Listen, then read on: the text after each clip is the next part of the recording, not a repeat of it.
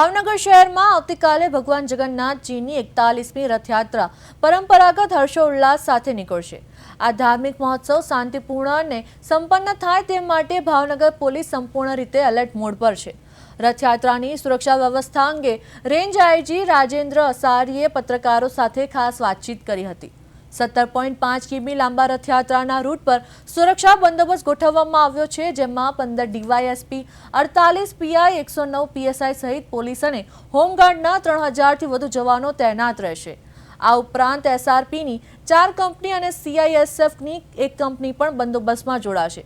સુરક્ષા વ્યવસ્થા વધુ સખત બનાવવા માટે 129 નેત્રમ કેમેરા અને 1000 જેટલા ખાનગી સીસીટીવી કેમેરા દ્વારા સતત વોચ રાખવામાં આવશે।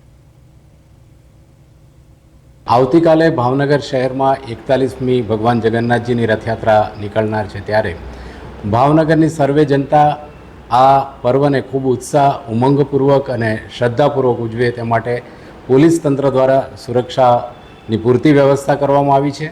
બંદોબસ્તની દ્રષ્ટિએ જોઈએ તો 15 ડીવાયએસપી છે, 48 પીઆઈ છે, 109 પીએસઆઈ છે, પોલીસ કર્મચારી અને હોમગાર્ડ મળીને કુલ 3000થી વધારે પોલીસ કર્મચારીઓ આ બંદોબસ્તમાં જોડાયા છે। વિશેષ સુરક્ષા માટે 4 કંપનીઓ એસઆરપીની ફાળવવામાં આવેલી છે, 1 કંપની સીઆઈએસએફની ફાળવવામાં